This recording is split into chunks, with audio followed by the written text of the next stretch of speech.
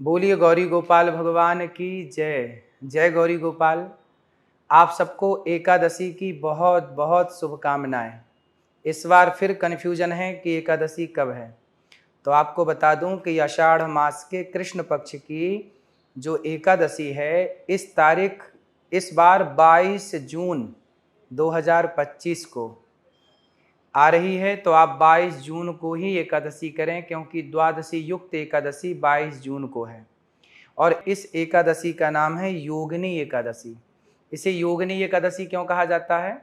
कहते हैं कि एक बार कुबेर के दरबार में, कुबेर के राज्य में, स्वर्ग लोक में जो कुबेर जहाँ विराजते हैं, तो कुबेर भगवान शिव के बहुत बड़े पुजारी हैं। एक दिन अपने हेम नाम के माली को कुबेर ने कहा कि जाओ बगीचे से भगवान शंकर के लिए पुष्प लेकर के आओ।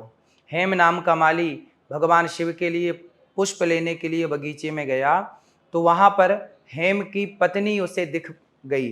तो वो अपनी पत्नी में डूब गया, आसक्त हो गया और अपने पत्नी के साथ वह रमण करने लग गया। तो पुष्प लाने में हो गई देर। कुबेर ने अपने मंत्री से कहा कि जाओ, हेम को मैंने भेजा है कि वो पुष्प लेकर आए, अभी तक तो आया नहीं। मंत्रियों ने जाकर देखा तो वो अपनी पत्नी के साथ बगीचे में क्रीड़ा कर रहा है, रमण कर रहा है, पत्नी के साथ मस्त है। तब कुबेर को सूचना मिली तो कुबेर ने आकर के कहा कि मैं कब से भगवान शिव के लिए पुष्प के लिए तुम्हारा इंतजार कर रहा था और तुम यहाँ पत्नी के साथ रमण कर रहे हो। ये कोई वक्त है पत्नी के साथ रमण करने का? ये पूजा आराधना का समय है। जाओ, मैं तुम्हें श्राप देता हूँ। कुबेर ने श्राप दे दिया हेम नाम के माली को कि जाओ, मैं तुम्हें श्राप देता हूँ कि तुम कोढ़ी हो जाओ और मृत्यु लोक में जाकर के बीमारियों से घिर जाओ। श्राप लगते ही हेम नाम का माली इस मृत्यु लोक में आ गया और कोढ़ का रोग हो गया। ना उसे नींद आती, ना भूख लगती, दर दर की ठोकर खाता, कष्ट से शरीर जला जा रहा है। तब उसे मार्कंडेय जी का दर्शन हुआ। मार्कंडेय जी से कहा कि हे गुरुदेव, मैं इस पाप से, इस बीमारी से कैसे बचूं? तब मार्कंडेय जी ने पूछा कि तुम्हें ये सब बीमारी हुई कैसे? तब कहा कि मैंने पूजा के समय पे पत्नी के साथ रमण किया और मैंने कुबेर जी की आज्ञा का उल्लंघन किया। भगवान शिव की पूजा में देर हुई, इसलिए मुझे कुबेर जी ने श्राप दिया है।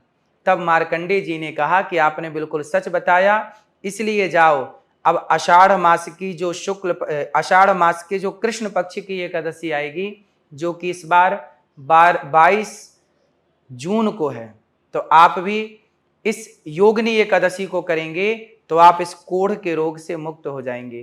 तब कुबेर के श्राप से मुक्ति के लिए मार्कंडेय जी ने कहा कि हेम, तुम इस एकादशी का व्रत करो।